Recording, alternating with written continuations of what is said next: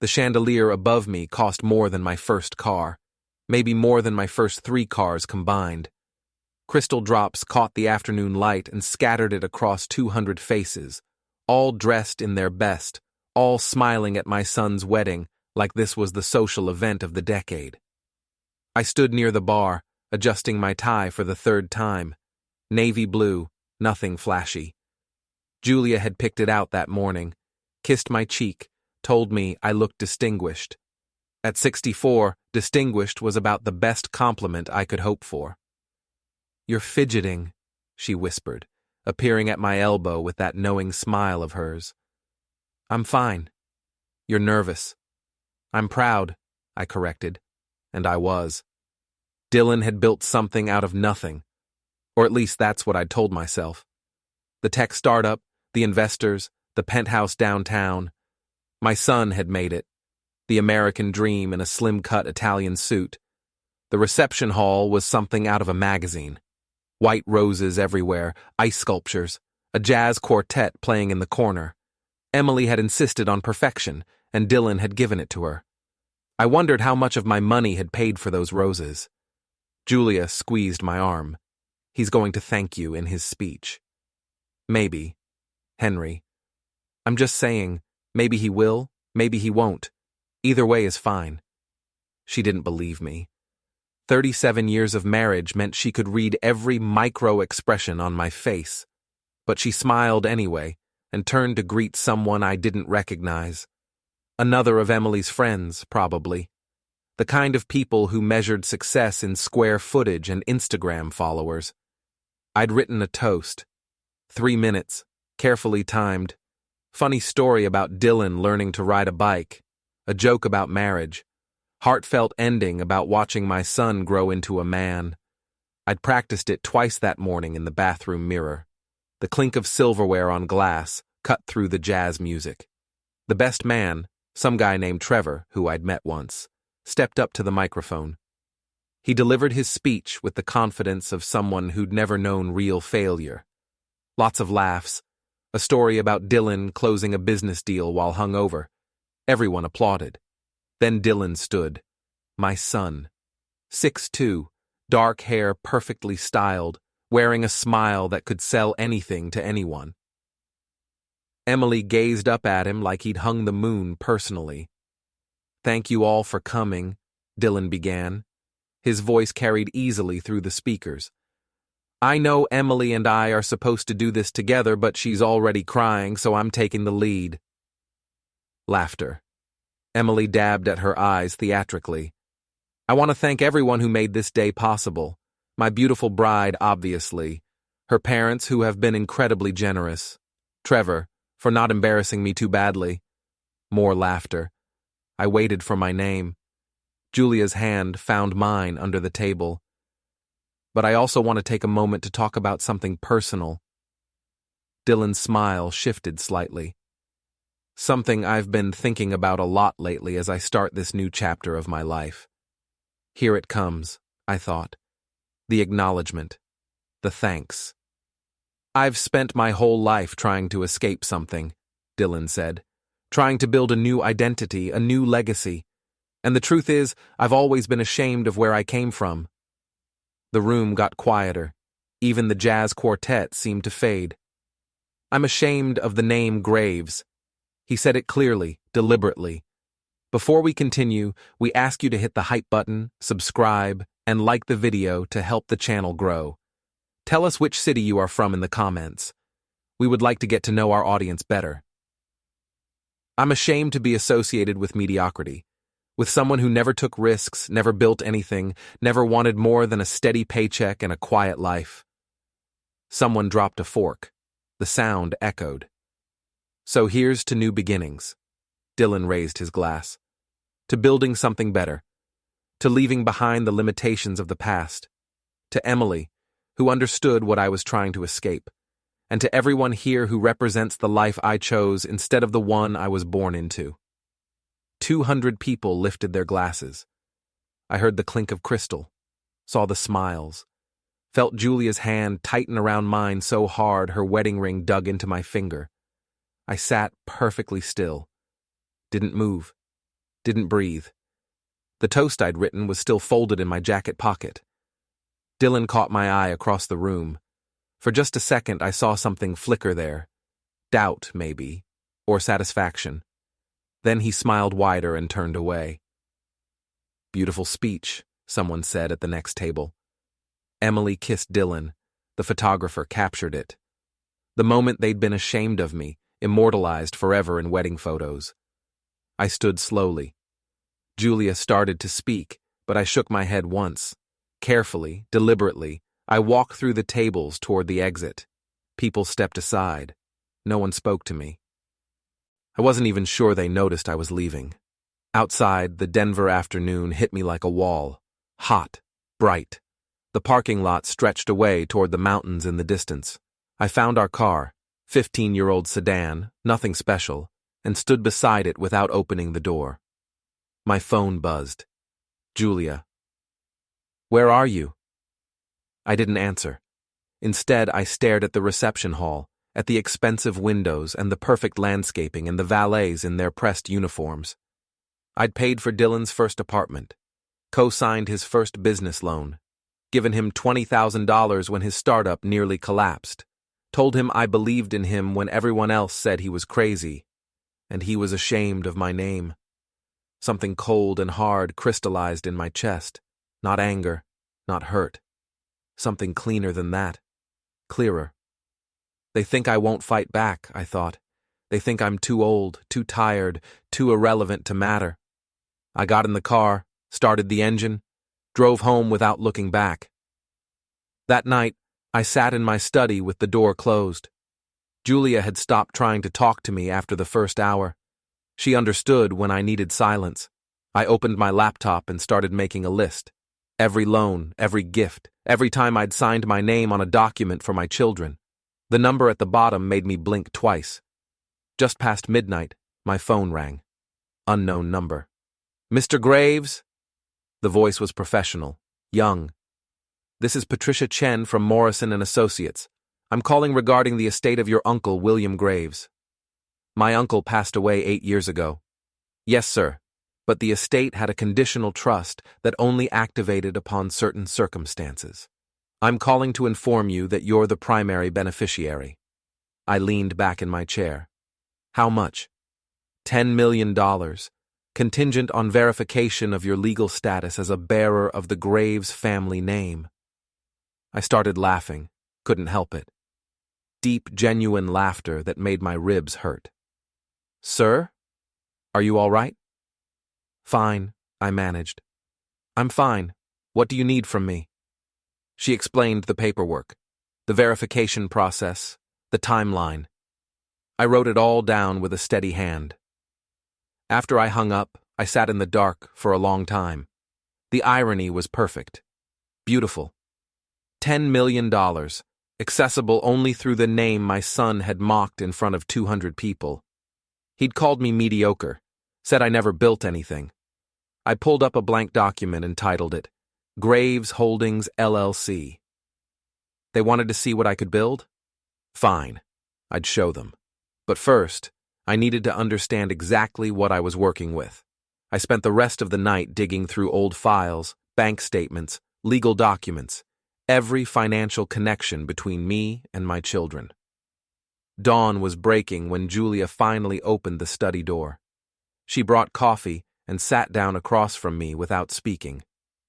"He humiliated me," I said quietly. "Yes." "In front of everyone who mattered to him." "Yes." "I'm not going to let that stand." Julia studied my face. "What are you going to do?" I showed her the spreadsheet, the loans, the guarantees, the co-signed mortgages, my name written on his life in invisible ink. "I'm going to teach him what that name actually means." The lawyer's office smelled like old books and expensive coffee. Patricia Chen was younger than I'd expected, maybe 30, with sharp eyes that missed nothing. She laid out the estate documents like a dealer spreading cards. "Your Uncle William was particular about legacy," she explained. "The trust specifies that the inheritance passes only to direct male descendants who maintain the family name without modification or rejection. Rejection? Legal name changes, public disavowal, formal dissociation from the family line. She looked up. Has anyone in your immediate family attempted to change their surname? No. Not legally, anyway. Just at a wedding with 200 witnesses. Then you're the sole beneficiary. Your son, Dylan, and any future grandchildren would be next in line, but only after your passing, and only if they keep the family name. She paused. Your uncle was very clear about preserving the family identity. I signed where she indicated. My signature looked exactly like it always had. Henry Graves. The same name I'd carried for 64 years. The same name Dylan had called mediocre. The funds would take 3 weeks to transfer. I had time to plan.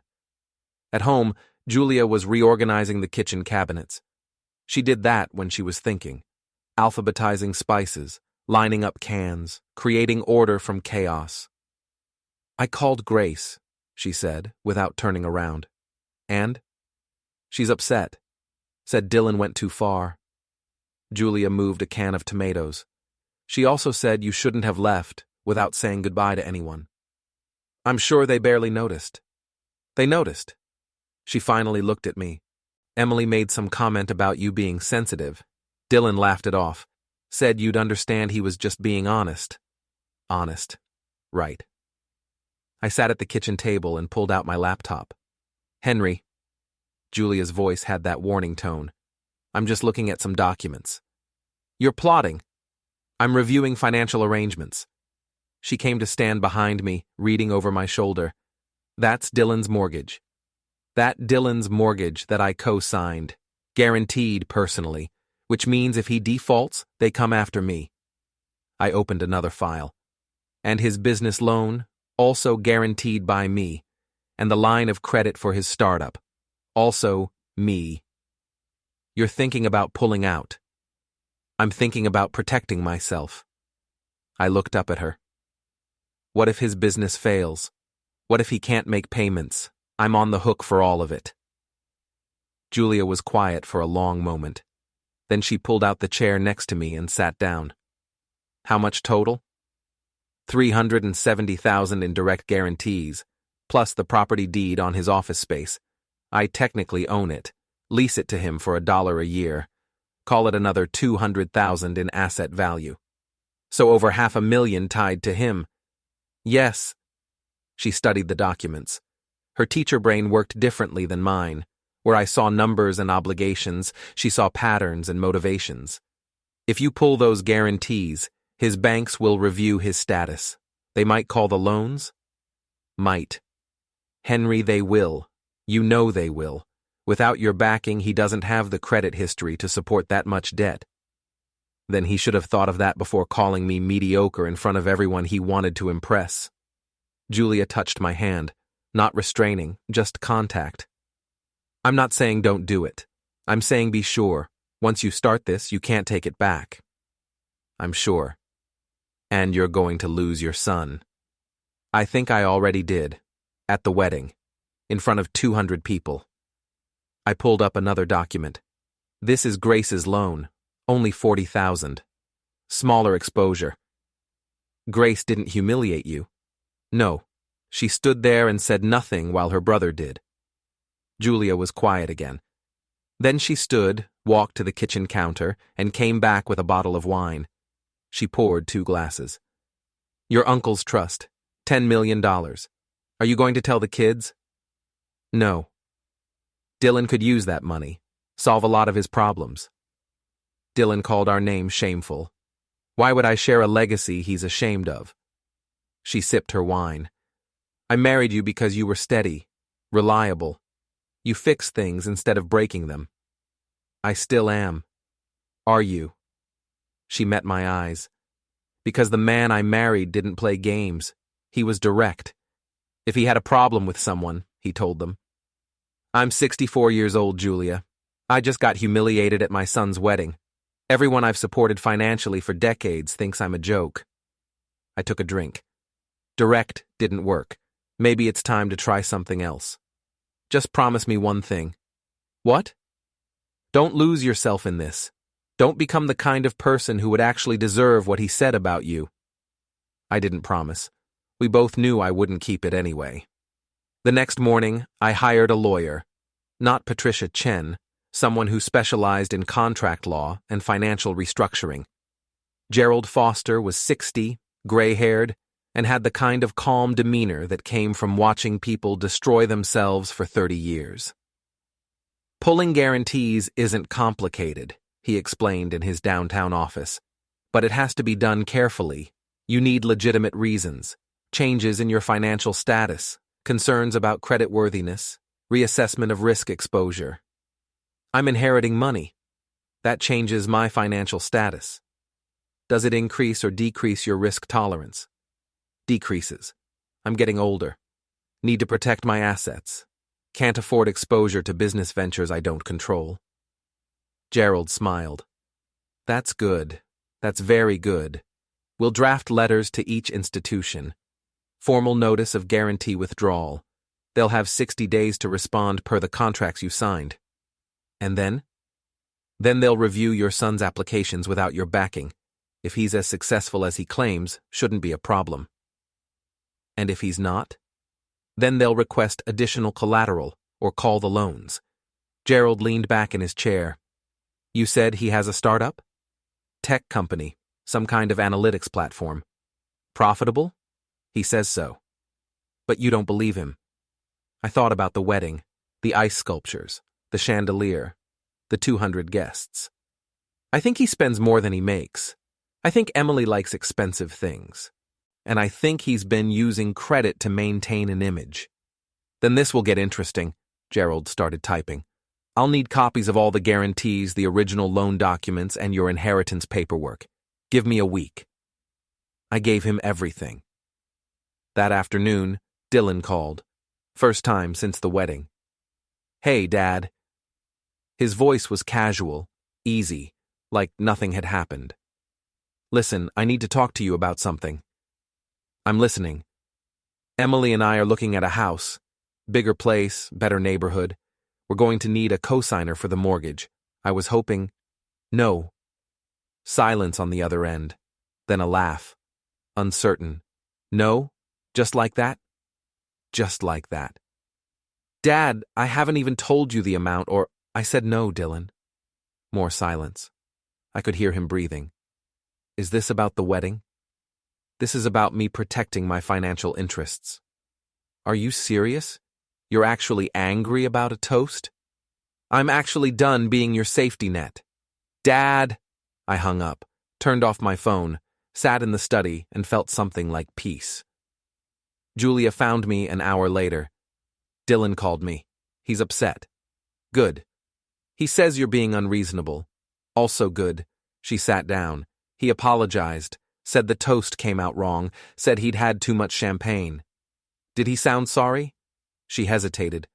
No, he sounded confused that you cared. That's what I thought. I showed her the letter Gerald had drafted. She read it twice. This will destroy his credit. This will expose his credit. There's a difference. Henry, he called me mediocre, Julia. Said I never built anything. Said he was ashamed of me. I kept my voice level. Calm. I spent 30 years building a career, 40 years building a marriage, 35 years building a relationship with my children. I thought that meant something. Apparently I was wrong. She folded the letter carefully and handed it back. When does Gerald send it? 3 days. And then? And then we see what Dylan built without me holding him up. That night, I couldn't sleep. I got up at 2 a.m. and went to the study. Pulled out old photo albums. Dylan at 5 missing his front teeth. Dylan at 12, science fair trophy. Dylan at 18, college acceptance letter. I'd been proud of all of it. Every moment. Somewhere along the way, that stopped being enough for him. I put the albums away and opened my laptop. Started researching corporate structures, asset protection trusts, financial privacy laws.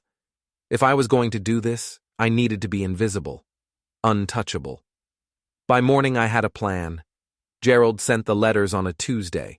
Certified mail to 3 banks. Professional, cold, legally airtight. I watched him seal the envelopes and thought about the last time I'd played chess. 20 years ago, maybe. Dylan was 15. He'd beaten me in 12 moves. This game would last longer. Julia made breakfast like always. Eggs, toast, coffee. She didn't ask what I was thinking. After 37 years, she already knew. Grace called again, she said, sliding eggs onto my plate. Wants to meet for lunch. Why? She didn't say, but she sounded worried. I ate slowly. The eggs were perfect. They were always perfect. Did she mention Dylan? No, just said she needed to talk to you. Julia sat across from me with her own plate. You should go. Why? Because she's your daughter. Because she didn't humiliate you at that wedding.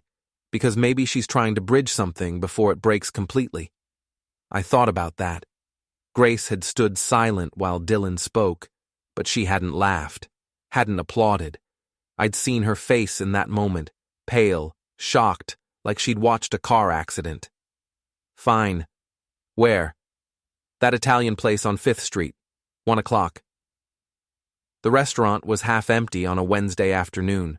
Grace was already there, sitting in a corner booth, stabbing at a salad she hadn't eaten.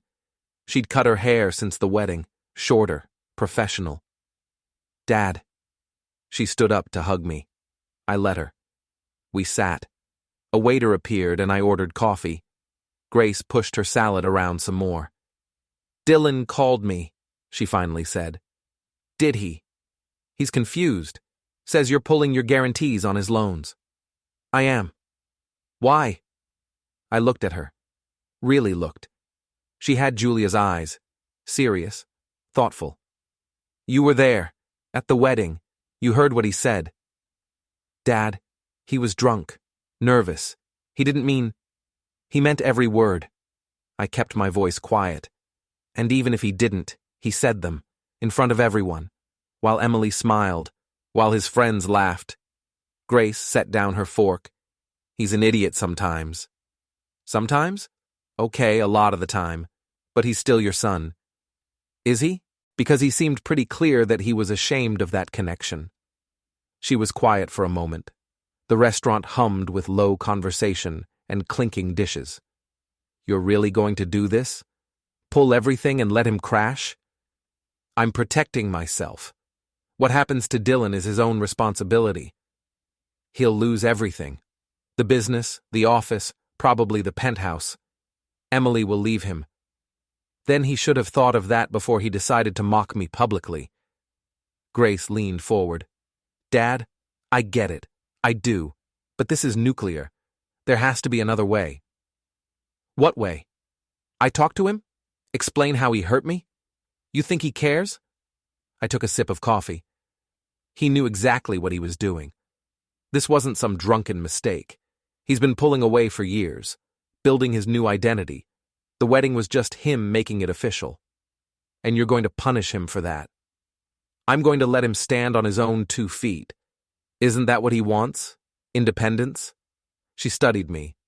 You're different. Since the wedding. Colder. I'm clear. There's a difference. Mom said you inherited money from Uncle William. I didn't respond. Just met her eyes and waited. How much? Enough. And you're not telling Dylan. Why would I? He's ashamed of the name. The inheritance is tied to the name. Doesn't concern him. Grace sat back. He's going to hate you for this. He already does. He made that obvious. No. She shook her head. He doesn't hate you. He's trying to be someone else. Someone bigger than where he came from. You're collateral damage in his ego trip. That's supposed to make me feel better? It's supposed to make you understand him. I understand perfectly. He wanted to humiliate me to elevate himself. Mission accomplished. Now I'm responding. The waiter came back. Grace waved him away. She pulled out her phone, scrolled through something, then turned the screen toward me. It was a social media post from Emily. Photo from the wedding. Dylan in his tux. Emily in her dress, both of them laughing. The caption read, "Starting our new life with people who actually matter." I read it twice. Looked at Grace.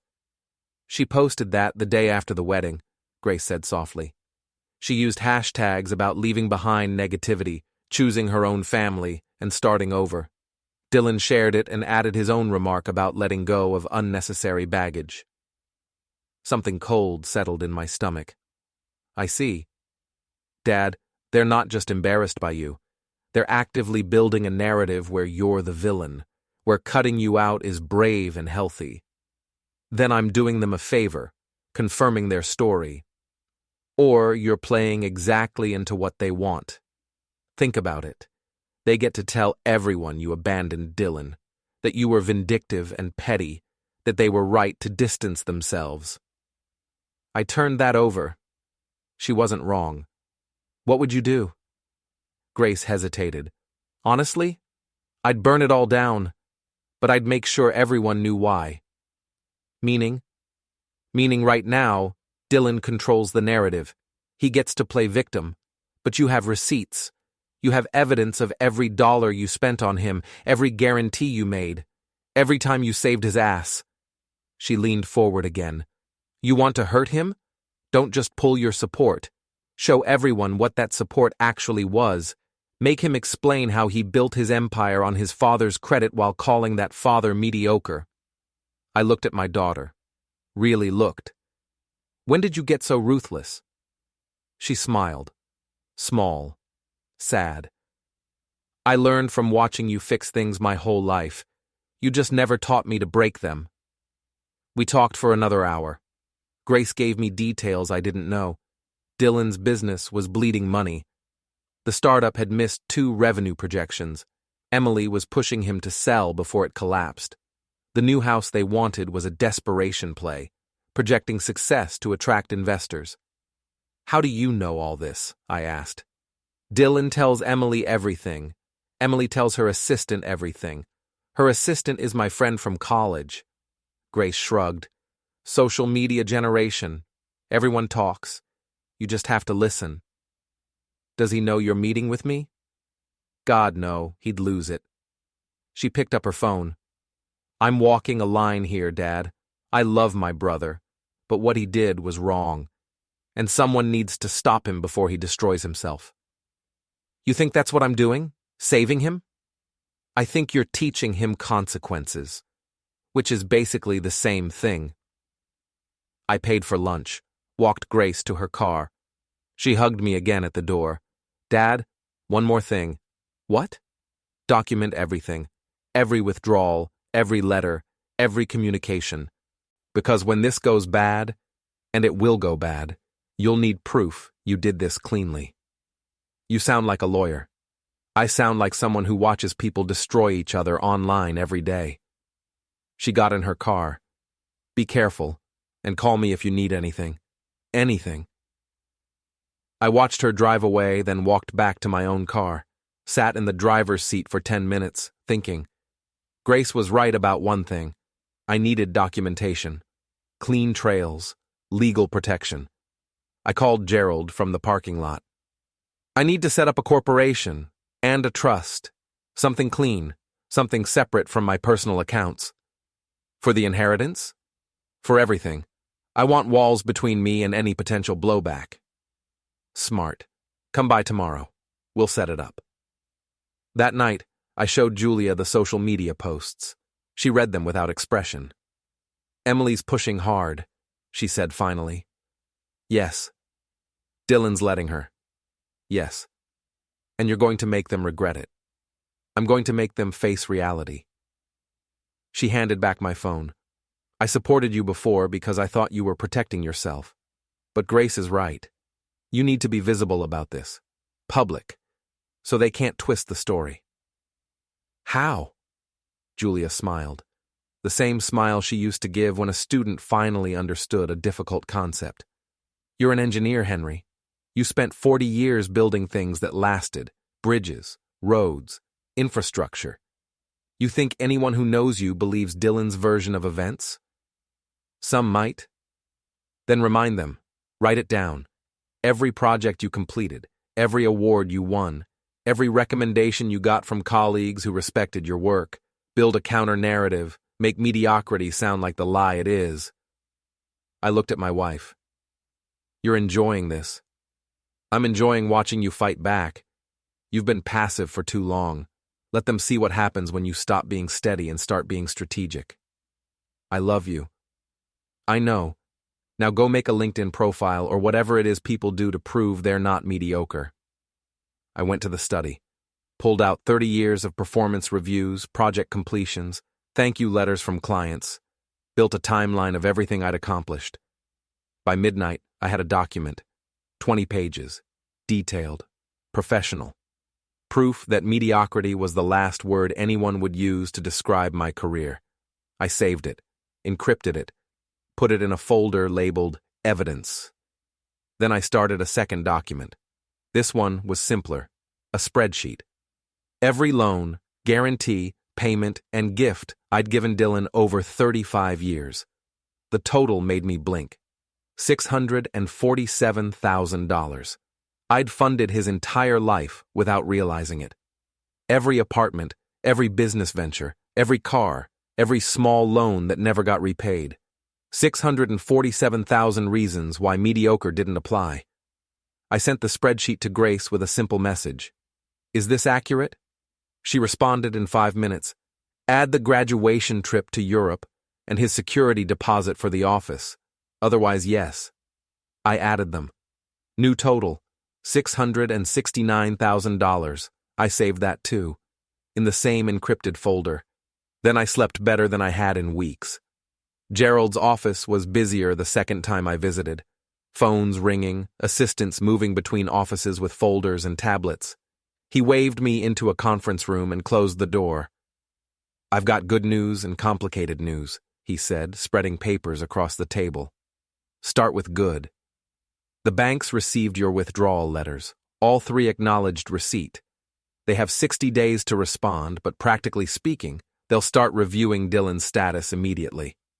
He pointed to one document. This is the mortgage on his office space, Bank of Western States. They're already asking questions. What kind of questions? Revenue projections, client contracts, cash flow statements, the usual due diligence they should have done before extending credit, but didn't because you were backing it. And the complicated news? Gerald pulled out another folder. I did some checking on Dylan's startup. Public records, business filings, that sort of thing. You were right to be concerned. He showed me financial statements. I recognized the format from my own career. Balance sheets, income statements, cash flow projections. All the numbers companies use to prove they were viable, except these numbers didn't add up. Here, Gerald pointed. Revenue reported to investors, $800,000 last quarter. Revenue reported to the state for tax purposes, $200,000. I stared at the discrepancy. That's fraud. That's creative accounting, or stupidity, or yes, potentially fraud. He flipped pages. And it gets better. See these expenses? Consulting fees paid to Ward Consulting Group? Who's that? Emily's LLC. She's billing Dylan's company $50,000 a month for marketing services. Is she providing services? Hard to say. But $50,000 monthly for a startup that's barely profitable? He shrugged. Either she's a genius or they're moving money around to avoid tax obligations and inflate his personal spending. I sat back in the conference chair. If the banks find this, they'll call the loans immediately, and if they suspect fraud, they'll report it. Gerald closed the folders. Which brings me to your position. Right now you're still on the hook as guarantor. If they call the loans before your withdrawal is processed, you're liable for the full amount. How much? $370,000, plus penalties and interest if he defaults. My inheritance would cover it easily, but that wasn't the point. So I need them to accept my withdrawal before they discover the accounting issues. Exactly. Which means we need to expedite. I'm going to file accelerated withdrawal notices, cite the change in your financial status and risk tolerance. With luck, they'll process it in 30 days instead of 60. And if they don't? Then you might end up paying for your son's business degree in fraud. I signed the accelerated notices, all 3 banks. Then I looked at Gerald. Can you send me copies of those financial statements? Why? Because I want to understand what he's built. Gerald studied me. You know, most fathers in your position would try to warn their kids, give them a chance to clean it up before the banks notice. Did your father ever humiliate you in front of everyone you were trying to impress? No. Then we're not in the same position. He printed the statements. I took them home and spread them across my study desk. Spent 3 hours going through every line item, every expense, every revenue claim. It was worse than Gerald had suggested. Much worse. Dylan had been reporting the same 50 clients to 3 different investor groups, claiming exclusive contracts that were actually month-to-month agreements, projecting growth based on proposals, not actual sales, and the expenses. God, the expenses. $50,000 monthly to Emily, $20,000 for office improvements every quarter. I'd seen his office. Nothing had been improved. $30,000 for business development, which seemed to be code for expensive dinners and client entertainment. He was burning through cash like it was kindling. And when his accounts ran low, he borrowed more. From banks, investors, probably friends. Building a tower of debt on the foundation of my guarantees. Julia brought coffee around 8, right over my shoulder for a few minutes. He's going to lose everything, she said. Yes. Even without you pulling support, this was already collapsing. Yes. So really you're just speeding up the inevitable. I looked up at her. You trying to make me feel better or worse? Neither. Just observing. She sat down. Grace called, said Dylan's been erratic, snapping at Emily, stressed about something. He knows the banks are reviewing his status. Does he know why? He should. I told him I was withdrawing support. Julia was quiet for a moment. You should call him. Why? Because he's scared. And when he's scared, he makes mistakes. Give him a chance to talk before this gets worse. It's already worse. Henry. I looked at the financial statements, at the fiction Dylan had built. Fine. I'll call him tomorrow. But Dylan called first. 3 a.m. I heard my phone buzzing and thought it was an emergency. Dad. His voice was sharp, alert. We need to talk. It's 3 a.m. I know what time it is. Why are the banks calling me? I sat up in bed. Julia stirred beside me. Because I withdrew my guarantees. I told you I was doing that.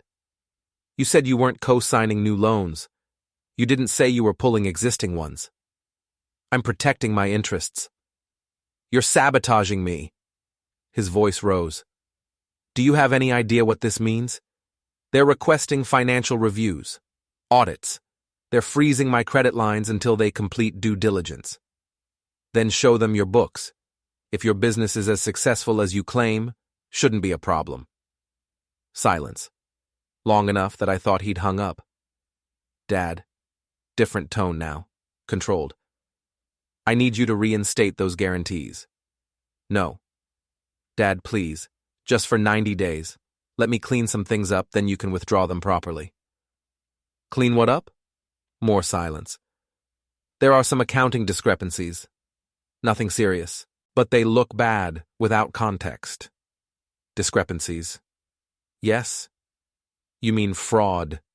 It's not fraud, it's just we move some numbers around for tax purposes. Completely legal. Is it legal to report different revenues to different groups? He didn't answer. Dylan, I've seen your financial statements. Gerald showed me. You've been cooking your books for at least 18 months. Gerald? Who the hell is Gerald? My lawyer. You hired a lawyer? To do what, destroy your own son? To protect myself from being liable for your disaster. I heard something crash in the background. Emily's voice distant and sharp. What's happening? Dylan came back on the line. You know what? Fine. Pull your guarantees.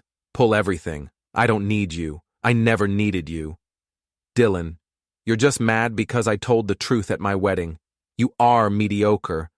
You spent 40 years building roads nobody remembers and retired with nothing to show for it. I'm building something that matters. You're building everything on my credit. Forget you. He ended the call. I sat in the dark, phone still in my hand. Julia was completely awake now. That went well, she said. He's panicking. He should be. She turned on the bedside lamp. What are you going to do? Nothing. Let the banks finish their review. And when they find the fraud, that's Dylan's problem. She looked at me for a long moment. You've changed.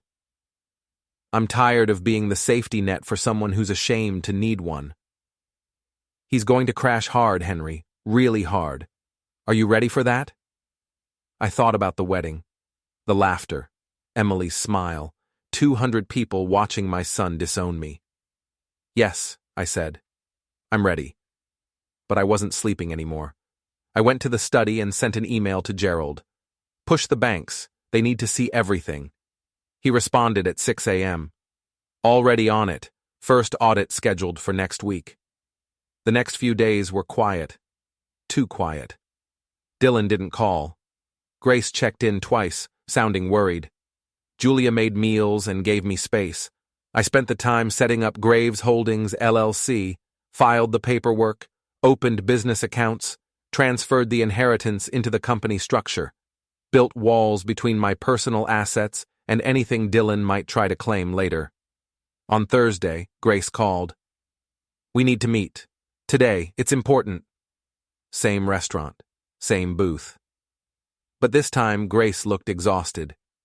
Dylan knows you hired an investigator, she said before I even sat down. I didn't hire an investigator, I hired a lawyer.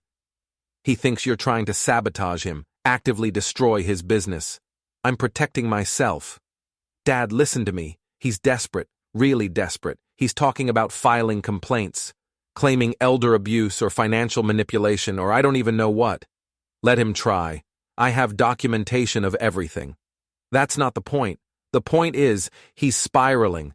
Emily's threatening to leave him if he doesn't fix this. His investors are asking questions. And now he thinks you're orchestrating everything. I'm not orchestrating anything. I withdrew my support. What happens next is his responsibility. Grace pulled out her phone. He sent me this last night. It was a long text message. Rambling. Paranoid. Dylan claiming I'd been planning this for months. That I'd deliberately waited until after his wedding to pull support. That I was trying to ruin him because I was jealous of his success. I read it twice, handed back the phone. He really believes that? I think he has to believe it, because the alternative is admitting he screwed up. And Emily? She's worse.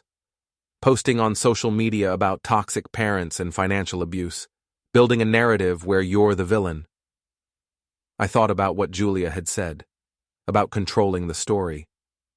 You said I should document everything, show people what really happened. Yes. Then help me. Grace leaned forward. What do you need? Access to Dylan's business accounts, his real numbers. I want to know exactly what he's built. Dad, that's illegal? No, not if he's been reporting fraudulent information to investors. That's a crime. I'm just gathering evidence. Evidence for what? For when the banks come after me. For when Dylan tries to blame me for his collapse. For when Emily tells everyone I abandoned my son. I met her eyes. You said I should control the narrative. Help me do it. She was quiet for a long time. The restaurant bustled around us. Finally, she nodded. He gave me his passwords 6 months ago. Emergency access to the company accounts in case something happened. And you still have them? Yes. Can you get me in? Another pause. This is going to destroy him, Dad. You know that, right? Not just hurt him. Actually destroy everything he's built. He already destroyed it. I'm just making sure everyone knows who's responsible. She opened her laptop, spent 20 minutes navigating security protocols and authentication systems.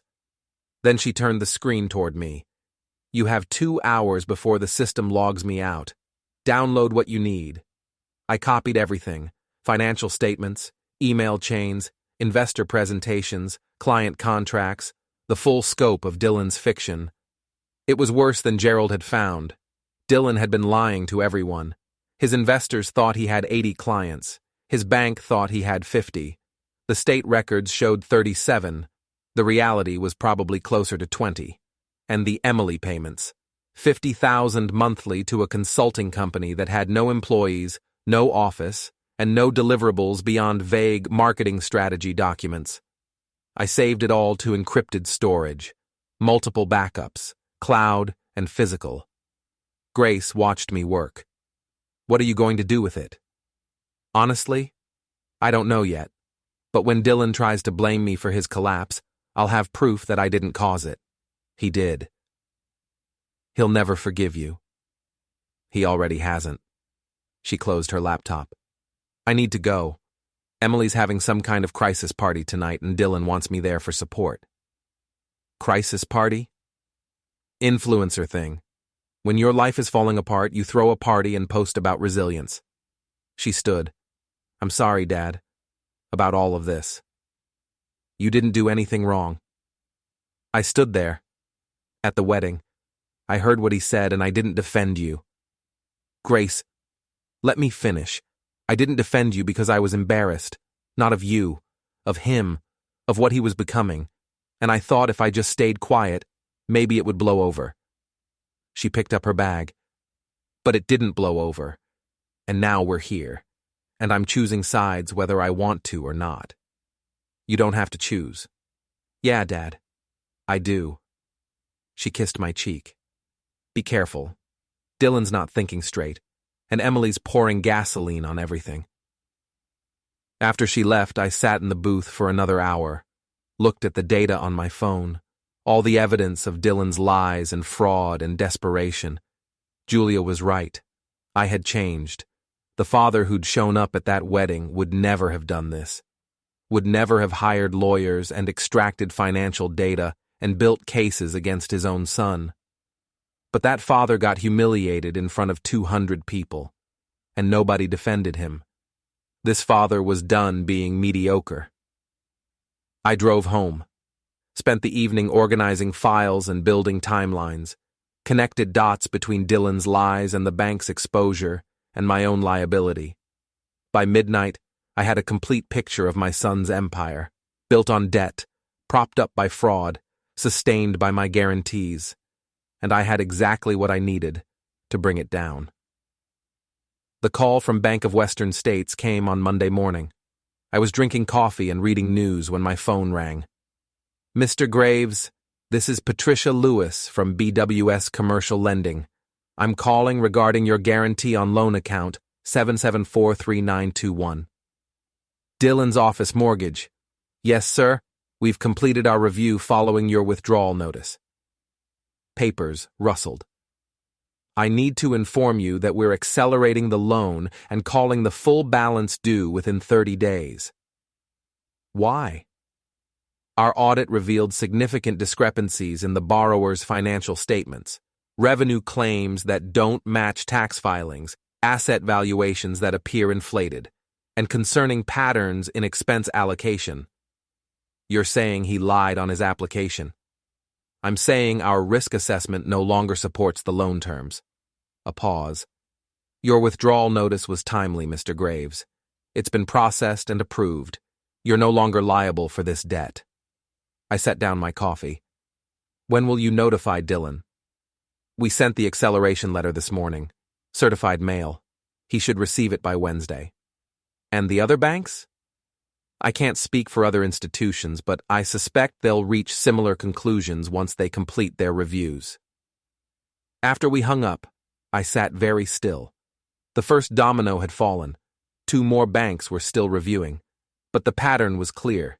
Dylan's empire was built on fiction, and fiction collapsed when people started asking questions. Julia came into the kitchen. That was fast. Bank of Western States. They called his loan. How much does he owe? $190,000, due in 30 days. Can he pay it? Not without liquidating assets or borrowing more. which he can't do because his credit's being reviewed. She poured her own coffee. What happens if he can't pay? Foreclosure. They take the office property. He loses his business location. And then? And then he scrambles to find new space, move equipment, retain clients, all while trying to explain to investors why his primary lender called his loan. Julia sat down across from me. You're watching him drown. I'm watching consequences happen. Henry, he did this. Not me. He built a company on lies. He spent money he didn't have. He filed false documents with multiple institutions. I met her eyes. I didn't make him do any of that. I just stopped preventing the inevitable. And you feel nothing? I thought about that. I feel clear. Like for the first time in 35 years, I'm not responsible for fixing Dylan's mistakes. That's not an answer. It's the only answer I have. She studied me over her coffee mug. Your son is going to lose everything. His business, his office, probably his marriage. And you're sitting here talking about clarity.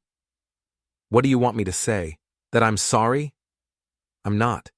He humiliated me, called me mediocre, built his success on my credit while telling everyone I was worthless. So this is revenge. This is justice. You don't believe that? I do, actually. I stood up. You want to know what I feel? I feel vindicated. Every time Dylan called me for money, I gave it to him. Every time he needed someone to vouch for him, I did. And what did I get? Public shame? Social media posts about toxic parents? A son who's ashamed of my name? Henry. So yes, I'm watching him drown. Because I spent 35 years teaching him to swim, and he responded by mocking my technique. Julia didn't answer. Just looked at me with an expression I couldn't read. Disappointment? Concern? Understanding? I went to the study. Checked my encrypted files. Everything was backed up and organized. Financial statements, email chains, the complete record of Dylan's fraud. Grace called around noon. Dylan got a letter from his bank. I know. He's losing it, Dad. Completely losing it. Screaming about lawyers and fraud charges and how you orchestrated everything. I didn't orchestrate anything. Tell him that. He wouldn't believe me. She sighed. Emily's left. Took her stuff and went to her parents. Posted something on social media about standing up for yourself and knowing your worth. How's Dylan handling it? Badly. He's drinking. Called me at 2 a.m. rambling about how everyone betrayed him. You, Emily, the banks. Like he's the victim in all this. I pulled up Dylan's business accounts, still had access through Grace's login. Watched in real time as he moved money, shifting funds between accounts, trying to cover obligations that were coming due. Grace, he's moving assets. What? Transferring money out of the business accounts, probably into personal accounts or overseas holdings. Is that legal? If he's trying to hide assets from creditors? No, that's fraud on top of fraud. Jesus, Dad, what do I do? Nothing. You're not responsible for his decisions. But if he's committing crimes, then he'll face consequences. Not your problem. She was quiet. You really don't care anymore, do you? I care that my daughter is smart enough not to go down with her brother's ship. That's not what I asked. I looked at the screen, watched numbers shift and change as Dylan desperately tried to save himself. He made his choices. Every lie, every false document, every fraudulent claim. He chose all of it. I'm just not protecting him from the results anymore. Mom said you've changed. Mom's right. Is this who you are now? Cold? Calculating? This is who I have to be, because being warm and supportive got me humiliated at a wedding. Grace hung up. Didn't say goodbye, just disconnected. Julia appeared in the doorway. You're pushing everyone away. I'm letting them see who I actually am. Which is what? A vindictive old man nursing a grudge? A father who's done being a doormat? There's a middle ground, Henry. I tried middle ground for 35 years. It got me mockery and debt. She came into the study, stood beside my desk. Show me what you're looking at. I turned the laptop toward her, showed her Dylan's account movements, the desperate shuffling of money. He's hiding assets, she said. Yes. From the banks. Yes. Which is illegal. Very. Julia sat down slowly. Are you going to report him? No, I don't have to. The banks will find it during their audit. And then? And then Dylan faces criminal investigation on top of civil liability. Henry. Her voice was soft. Careful. He's your son. He stopped being my son at his wedding. You don't mean that. Don't I? I closed the laptop. He didn't just insult me, Julia. He built an entire narrative where I'm the obstacle to his success, where my mediocrity held him back, where cutting me out was brave and necessary. So you're proving him right by being cruel. I'm proving him wrong by letting reality speak. That's semantics. That's truth. We stared at each other, married 37 years, and this was the first time I couldn't read her expression. I don't know if I can watch you do this, she finally said. My chest tightened. Watch me do what? Destroy our son, systematically, deliberately, with spreadsheets and lawyers and cold precision. I'm not destroying him. He destroyed himself. You're accelerating it. I'm stepping back and letting it happen. Is there a difference? I didn't answer. Couldn't answer. Julia stood. I'm going to visit my sister for a few days in Phoenix. I need some distance from all of this. Julia. I love you, Henry, but I don't like who you're becoming, and I need to figure out if that's temporary or permanent. She left the study. I heard her moving around upstairs, packing. An hour later, she kissed my cheek and walked out the door without another word. I sat alone in the house, in the silence. For the first time in decades, my phone buzzed. Unknown number. Mr. Graves? This is Michael Patterson from Colorado Commercial Bank. I'm calling regarding account 98414576. Dylan's business line of credit. Yes, sir. Our review has identified irregularities. We're calling the full balance, $63,000, due within 15 days. Your guarantee withdrawal was processed last week, so you're not liable. But we wanted to inform you of the action. Thank you. Mr. Graves, off the record? Yes? Whatever your son's been doing, you were smart to pull out when you did. Second domino. I made dinner for one. Ate standing at the counter. Cleaned up and went back to the study. Checked Dylan's accounts again. More movement. More desperate transfers. He was drowning, and he knew it. My phone buzzed. Text from Grace. Dylan's at the hospital. Panic attack. Emily's not answering her phone. Someone needs to be there.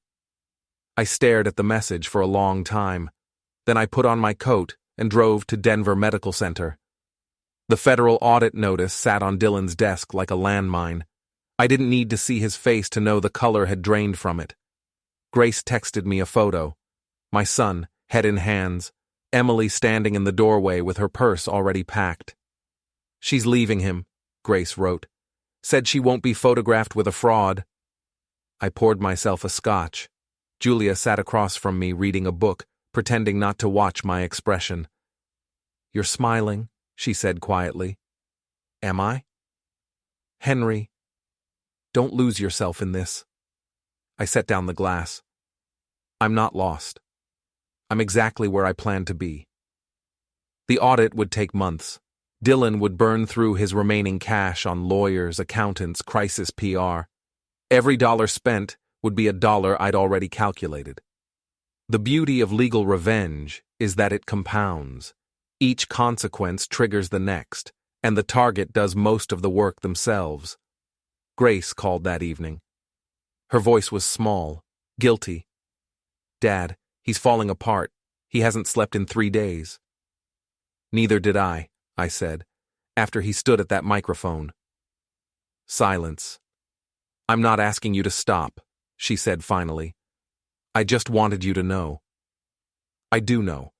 That's why I'm not stopping. I hung up and opened my laptop. The final phase required precision. Dylan still had one asset left, his reputation in certain circles, the appearance of being a comeback story. That needed to be dismantled publicly, completely, and with his own words as evidence. I began drafting invitations for an investor briefing and company restructuring announcement. Professional, formal, the kind of event where Dylan would feel obligated to appear, to save face, to prove he was still in control. He'd walk right into the room where I'd destroy him. Julia looked over my shoulder. "You're really doing this." "I really am."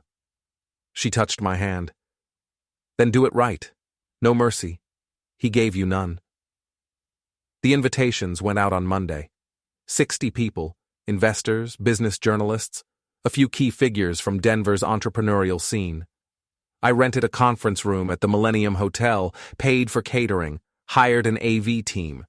Everything looked legitimate because it was legitimate. Dylan called me for the first time in months. "What the hell is this?" His voice was raw, desperate. "A business meeting. You're welcome to attend or not. You can't just, this is my company, my investors." "Check your corporate documents, Dylan. I own 51% of your debt obligations. That makes me a stakeholder. I'm entitled to address stakeholders." "You son of a—" I hung up. Grace came by that afternoon. She looked exhausted, caught between loyalty and truth. "He thinks you're bluffing," she said. "Emily told him not to go, but he's going anyway. He thinks he can spin it, control the narrative.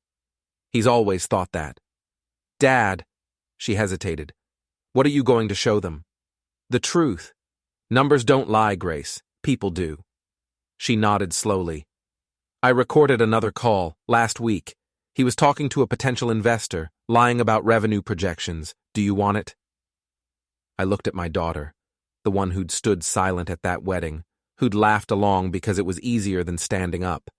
Now she was handing me the ammunition to finish her brother. "Yes," I said. She transferred the file to my laptop. "I'm not coming to the meeting. I can't watch. I understand. But Dad, I'm glad you're doing this. He deserves it." After she left, Julia brought me coffee. "That's it then. Everything you need." "Everything. How do you feel?" I thought about it. Calm. Clear. Ready. She kissed my forehead. "Good. Make it count." The conference room filled quickly. Investors in expensive suits, journalists with recording devices, Dylan's former partners looking nervous. I stood at the front, laptop connected to the projector, feeling the weight of 2 months' preparation. Dylan arrived late, Emily nowhere in sight. He wore his best suit, his practiced, confident smile. He didn't sit, stood near the back, arms crossed, radiating defiance. I began without introduction. "Thank you all for coming. I'm Henry Graves, and some of you know me as Dylan Graves's father. Others know me as the man whose signature guaranteed many of Dylan's early ventures." I clicked to the first slide, a timeline. "Today, I'm here as the primary creditor of Graves Innovations, LLC. Murmurs. Dylan's smile flickered. "These are the company's reported revenues over 3 years." Click. "These are the actual bank deposits." Click. "Notice the difference?" The numbers told the story. Revenue inflated by 40%, expenses hidden through shell invoices, investor money rerouted through consulting fees paid to entities controlled by Dylan and Emily. These documents were provided by a forensic audit I commissioned 6 weeks ago. They've been verified and submitted to the appropriate regulatory agencies. Dylan moved forward. "This is a vindictive—" "I'm not finished." My voice cut through the room. "You'll have time to respond." I played the audio Grace had given me. Dylan's voice, clear and unmistakable, lying to an investor about revenue, about contracts that didn't exist, about partnerships that were never signed. The room went silent, except for his recorded voice. When it ended, I advanced to the final slide. "Due to fraudulent misrepresentation and breach of fiduciary duty, I've exercised my right as majority creditor to assume operational control of Graves' innovations, effective immediately. Dylan lunged. He didn't make it 3 steps before hotel security intercepted him. Chairs scraped, people stood back, phones came out. The same public spectacle he'd created at his wedding, now reversed.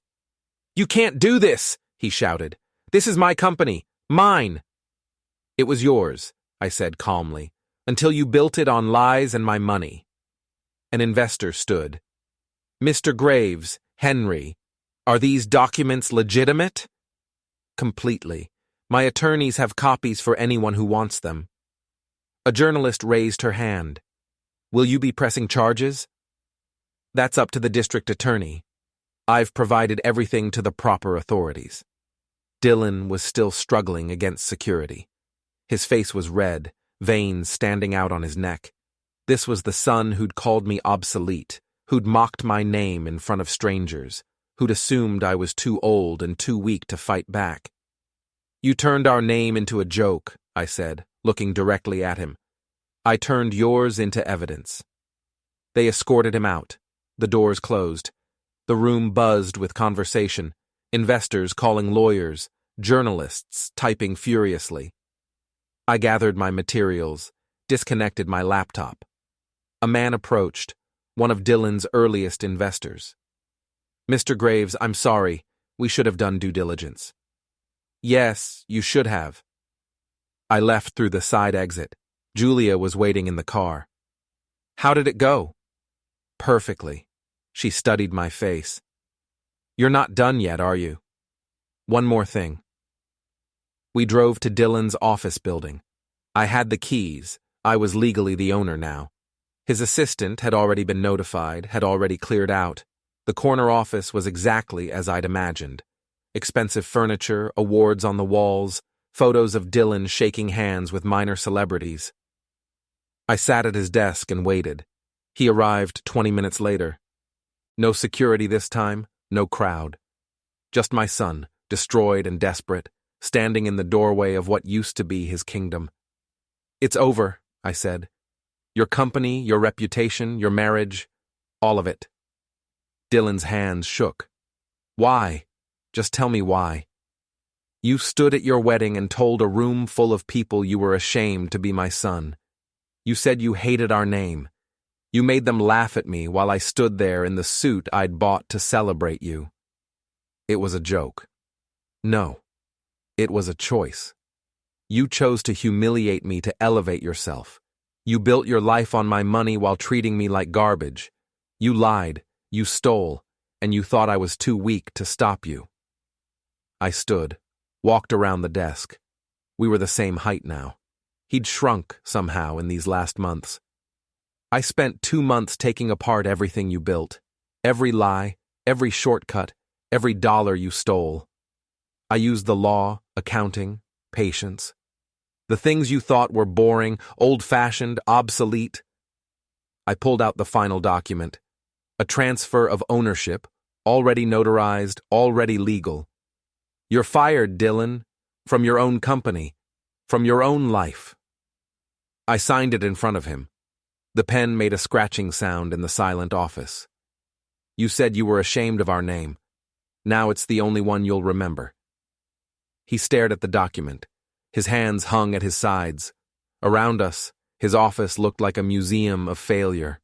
The awards, the photos, all of it now mine by right of conquest. I straightened my tie, picked up my briefcase. Dylan didn't move, didn't speak. The man who'd mocked me at his wedding, who'd called me obsolete, who'd built his empire on my back, he had nothing left to say. I walked out. The door closed behind me with a quiet click. Julia was waiting by the elevator. "It's finished?" "It's finished." She took my hand. We rode down together in silence. Outside, the Denver sunset painted the buildings gold. I felt the weight lift, not guilt, not regret, just the pure, clean satisfaction of justice perfectly executed. My name was my own again, and his would be remembered for all the right reasons.